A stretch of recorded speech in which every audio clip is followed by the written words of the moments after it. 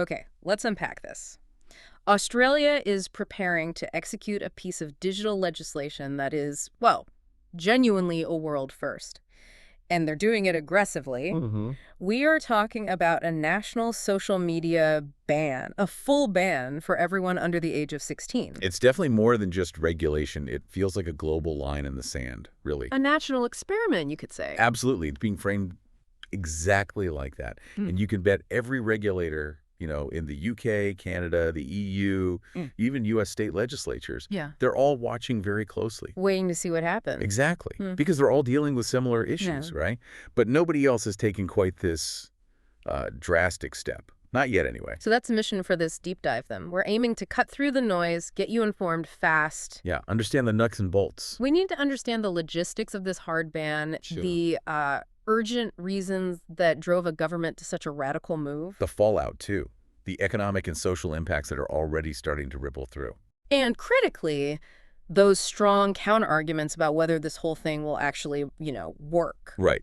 So just to set the baseline for you, what are we actually talking about? Hmm. Starting December 10th, 2025, Next year. if you are under 16 in Australia, you just cannot have an account on 9 key social platforms, period.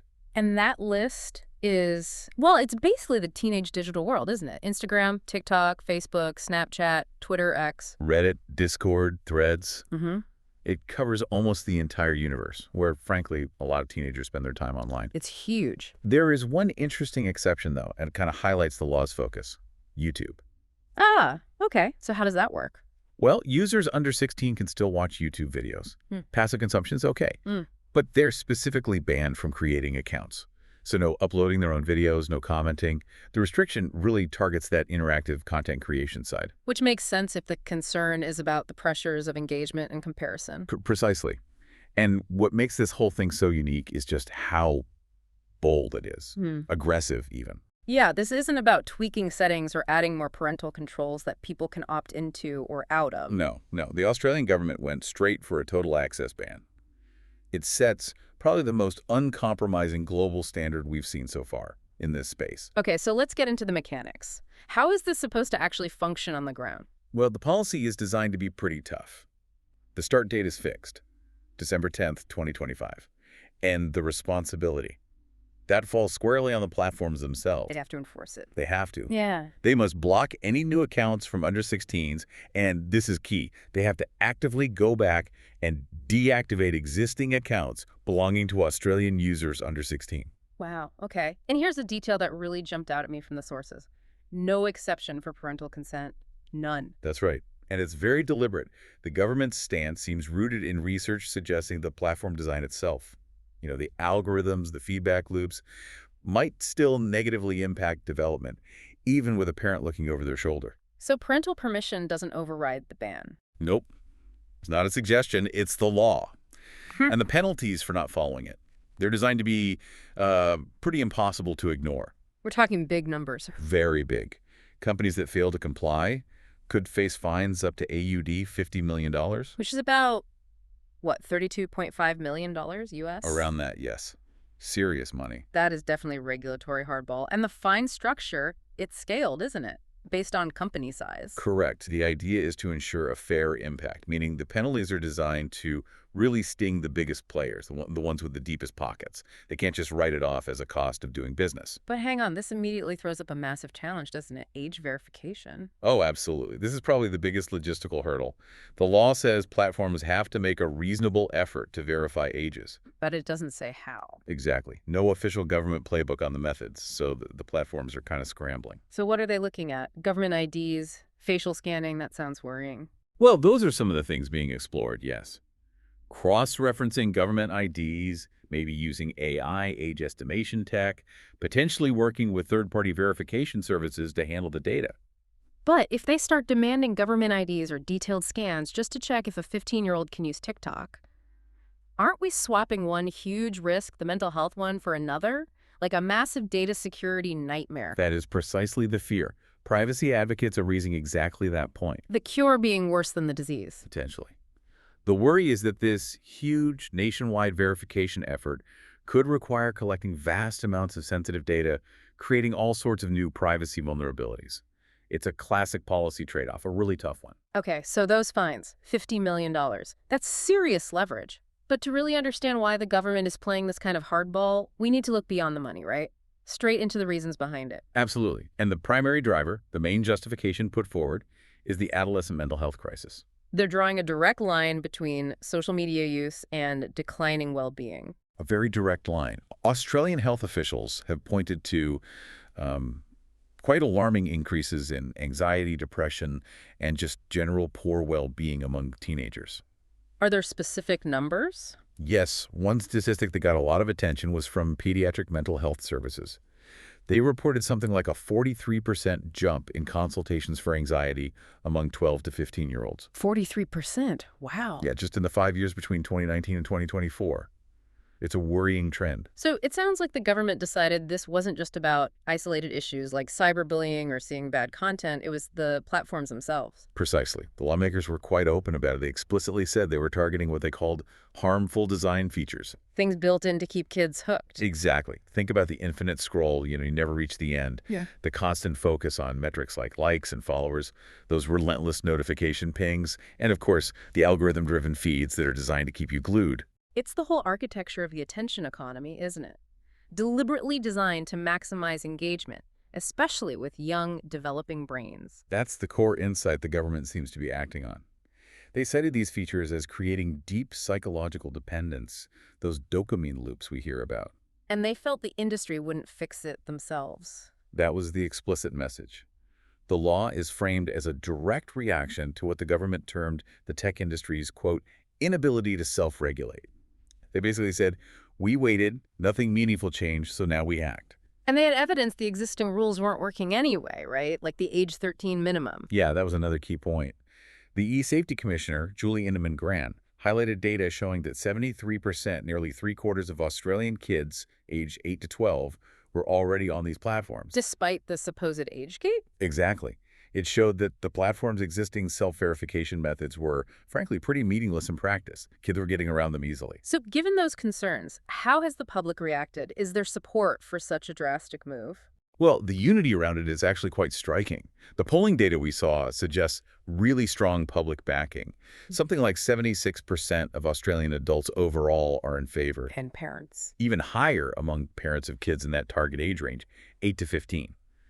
Support jumps to 82% for them. That's significant backing. It really is, and it cuts across political divides, apparently. Plus, major groups like the Australian Education Union have come out in support, too. So there's a broad consensus favoring the ban's intent. There's always a but with policies this big, isn't there? There must be pushback, concerns about unintended consequences. Absolutely, and that's where you hear from other experts, digital rights advocates, some mental health professionals who might support the goal of protecting kids, but are really worried about the method. What's the main concern? The big one is the risk of isolation. The argument is that a blanket ban could unintentionally harm some of the most vulnerable teenagers. You mean kids who rely on online communities because maybe they don't have support locally? Exactly that. Think about LGBTQ plus youth in remote areas, for example, or teens dealing with specific mental health issues or trauma who find vital, sometimes anonymous, support and connection online that they just can't get face-to-face. And pulling that digital rug out from under them. Could actually intensify feelings of loneliness, isolation, maybe even depression. It's a serious concern. And then there's the obvious reaction, telling teenagers they can't do something. Right, the classic forbidden fruit effect. Prohibition often just makes people more determined to find a way around it. Have we seen signs of that? We have. Some preliminary surveys mentioned in the sources indicate that over 40% of Australian teens have already talked about how they might try to bypass these restrictions when they come in. Okay, and beyond the social and psychological impacts, what about the economic side? Yes. This is where we're already seeing some pretty dramatic real-world fallout even before the ban officially starts. It's being called the influencer exodus. Wait, exodus? Like people leaving the country? Literally. We're talking about families of young content creators, teenagers, some even younger, who earn significant incomes, sometimes six figures. From platforms like TikTok or Instagram. Exactly. And because their entire business model, their income, depends on access to these platforms for an Australian audience under 16, or being under 16 themselves, they're actually planning to move. Move where? Places like New Zealand, Singapore, maybe the US, somewhere they can continue their online businesses legally. That's an incredibly stark consequence. A policy meant to protect young people is forcing families to potentially uproot their lives. It highlights a really deep contradiction, doesn't it? A policy aimed at child well-being is simultaneously disrupting the livelihoods of young entrepreneurs, stripping away networking or professional opportunities they've built. Or forcing their families into these huge, life-altering decisions. Yes, it's a very immediate, very tangible economic impact. Okay, so if 40% of teens are already talking about workarounds, let's get specific. What are the main evasion tactics that regulators are worried about? Well, the easiest and probably most obvious one is using a VPN, a virtual private network. Right, those mask your location. Exactly. They make it look like you're accessing the internet from a different country, one without these age restrictions. And apparently, VPN providers are already reporting a, quote, significant increase in downloads among Australian teenagers. So that's one loophole. What else? Simple age fraud. Yep. Using a parent's ID or login details, perhaps, or maybe trying to create accounts now before the December 2025 deadline kicks in. But didn't you say the law addresses existing accounts too? It does try to. That's where the mandate for platforms to verify existing accounts comes in. So just signing up today might not be enough to slip through the net long term. They're supposed to catch those later. Supposed to. Right. But perhaps the biggest concern for child safety experts isn't just kids staying on the main platforms illegally. It's where else they might go, the migration risk. You mean if they get kicked off Instagram, they won't just stop talking online? Exactly. The fear is they'll migrate to less common, often less regulated spaces. Think smaller, niche apps, maybe gaming platforms that have integrated chat features, alternative social networks that just don't have the same level of safety infrastructure, moderation, or oversight as the big players. Pushing them into darker corners of the internet, potentially. That's the worry. It could inadvertently expose them to greater risks than they faced on the mainstream platforms the law is targeting. Despite all these challenges and potential downsides, the global attention on this is intense, isn't it? Framing Australia as this giant real-time experiment. It absolutely is. It's seen as a crucial learning opportunity for the entire world, really. You've got academics like researchers at Deakin University who've already launched major longitudinal studies. Tracking kids over time to see what actually happened? Precisely.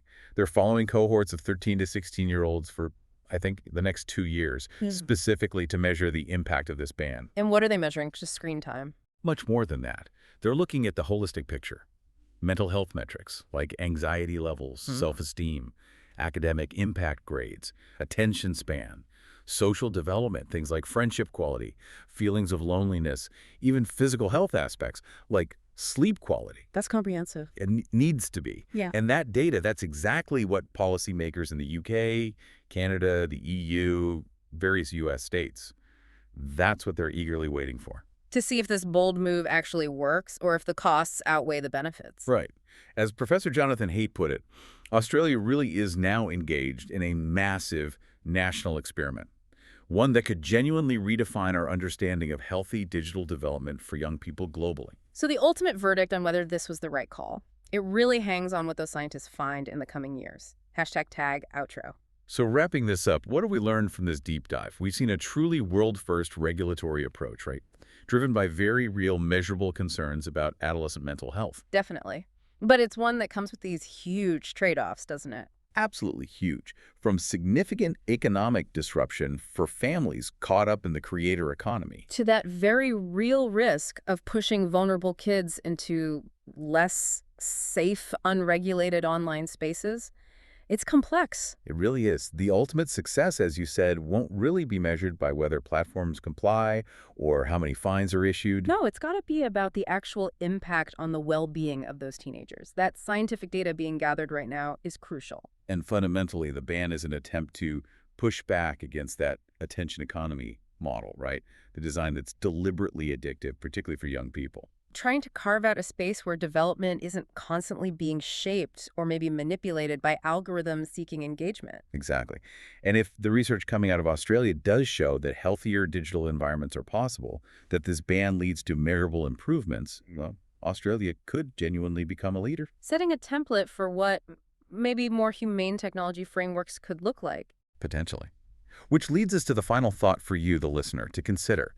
If this Australian experiment is deemed a success, If the data shows real benefits. will the rest of the world then face a much starker choice?